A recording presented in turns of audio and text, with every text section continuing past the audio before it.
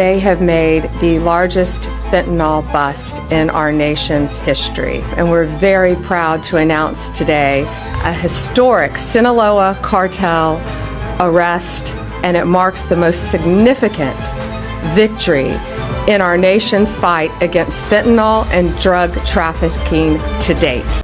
Carolina history. This happened in Richland County, not far from the University of South Carolina campus in Columbia. Law enforcement reports that they seized 156 pounds of fentanyl, enough to kill every single person in South Carolina 7 times over. Imagine you're driving down Interstate 5 on a quiet morning. Semi-trucks glide past, delivering groceries, fuel, and everything in between. But one of those trucks wasn't carrying goods. It was carrying death. In January 2024, federal agents stopped what looked like an ordinary commercial vehicle near the Washington border. Inside, they discovered 269 pounds of fentanyl, enough to deliver nearly 7 million fatal doses. This wasn't a random bust. It was part of a cartel-engineered network using America's highway system to move poison coast to coast. Hi, before we continue, your one click on the subscribe button fuels all the effort behind this and every future video. Let's break it down: the operation, the arrests, and what it means for U.S. security. The bust began with what seemed like a routine highway stop just south of the Washington border. ICE Homeland Security Investigations, HSI, working with the DEA, had been tracking a suspicious pattern of freight shipments linked to a small network of logistics firms. One of those trucks, driven by 44-year-old Isabel Variel Zapian, was stopped after federal agents intercepted communications, suggesting it carried illicit cargo. When officers opened the trailer, they uncovered 269 pounds of fentanyl, the largest fentanyl seizure in Washington state history, and one of the biggest ever recorded on the West Coast. Federal laboratory analysis confirmed the haul contained enough fentanyl to produce 6.9 million potentially lethal doses, enough to kill the entire Seattle-Tacoma metro area multiple times over. The discovery set off a multi-state investigation that exposed an elaborate operation stretching from Sinaloa, Mexico, through California and Oregon, and into Washington. According to the U.S. Attorney's Office for the Western District of Washington, the network was led by Rosario and Francisco Camaro Bañuelos, 2 brothers based in Mexico and affiliated with the Sinaloa cartel, one of the most powerful transnational criminal organizations in the world. The investigation revealed a stunning level of sophistication. The traffickers had built a parallel transportation network that mirrored legitimate freight logistics.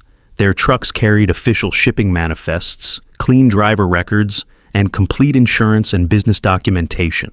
Each layer of legality masked a deeper criminal operation, one designed to blend in perfectly with the 50,000 commercial vehicles that cross U.S. highways daily. Authorities said the system had been operating undetected for several years. It relied on strategic recruitment, cartels deliberately targeting commercial drivers, both Mexican and American, who could move drugs without drawing attention. These weren't career criminals with long records. They were individuals with valid commercial licenses and clean safety histories. The goal was simple: use trust to hide danger. The route selection was deliberate too. The I-5 corridor is one of the most vital arteries in North America, linking Mexico to Canada through major trade hubs like Los Angeles, Portland, and Seattle. That same efficiency made it an ideal smuggling channel. According to HSI Seattle's acting special agent in charge, Colin Jackson, the cartels weaponized legitimate infrastructure, turning America's economic lifeline into a distribution system for lethal narcotics. What law enforcement ultimately uncovered wasn't just a truckload of drugs, but a coordinated logistics empire.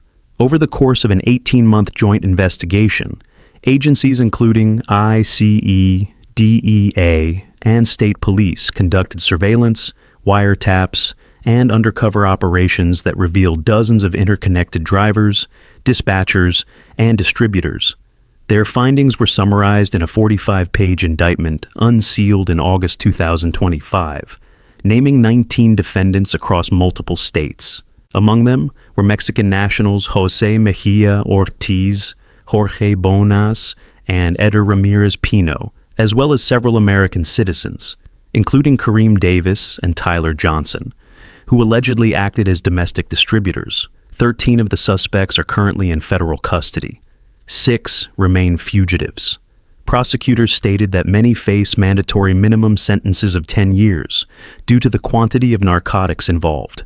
During coordinated raids in August 2025, agents seized 7 pistols, 3 rifles, 9 kilograms of methamphetamine, more than 5 kilograms of fentanyl, 4 kilograms of cocaine, and over a kilogram of heroin, along with approximately $342,000 in suspected drug proceeds. Cumulatively, over the course of the 18-month investigation, authorities confiscated 465 pounds of methamphetamine, 269 pounds of fentanyl, 23 pounds of cocaine, and more than 6 pounds of heroin, along with $3 million in assets. Federal officials say the operation, codenamed Operation Takeback America, was a cornerstone of the Justice Department's broader strategy to dismantle transnational criminal networks that exploit U.S. infrastructure. They have made the largest fentanyl bust in our nation's history, and we're very proud to announce today a historic Sinaloa cartel arrest, and it marks the most significant. Acting U.S. Attorney Tessa Loy Miller stated, "This indictment names not only the distributors operating within the U.S., but also the organizers in Mexico who profit by spreading addiction and death in our communities." She added that the U.S. will work through the Department of Justice's Office of International Affairs to pursue extradition and accountability for all conspirators. Behind the enforcement headlines lies a larger truth about how fentanyl has transformed the U.S. drug landscape. Synthetic opioids, primarily produced with chemicals sourced from China and processed by Mexican cartels, have overtaken heroin and methamphetamine as the leading cause of overdose deaths nationwide. According to the CDC, fentanyl was involved in over 74,000 overdose fatalities in 2023, nearly 70% of all drug-related deaths that year. The drug's potency and low cost make it the weapon of choice for cartels seeking profit with minimal volume.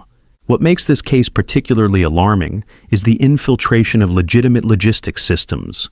The cartel used real freight companies to disguise shipments, operating within the same digital freight networks used by U.S. retailers and suppliers. This hybrid model of legal cover and criminal intent represents a new frontier in drug trafficking, one where enforcement must keep pace not only with physical interdictions, but also digital oversight of supply chains.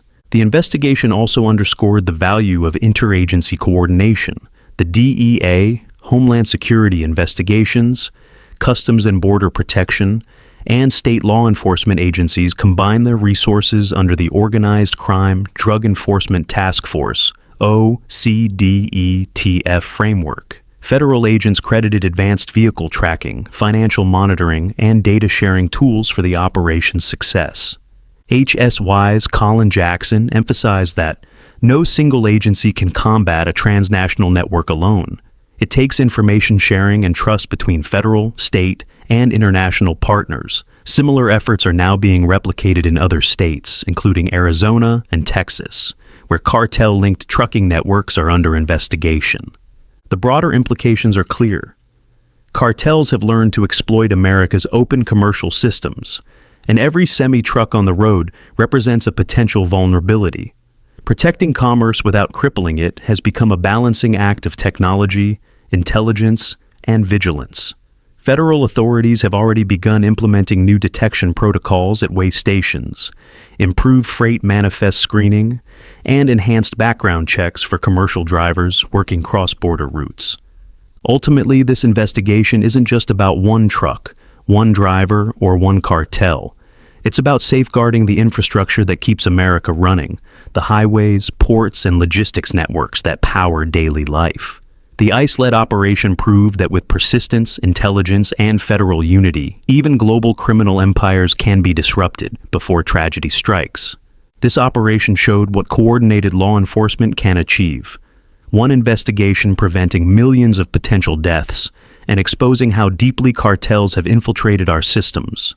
The fight against fentanyl isn't just at the border. It's on every highway, in every warehouse, and in every community. ICE, DEA, and HSI continue working to protect Americans through data-driven enforcement and collaboration. Do you believe the U.S. is doing enough to secure its transportation networks? Stay informed, share the facts, and support lawful action that saves lives.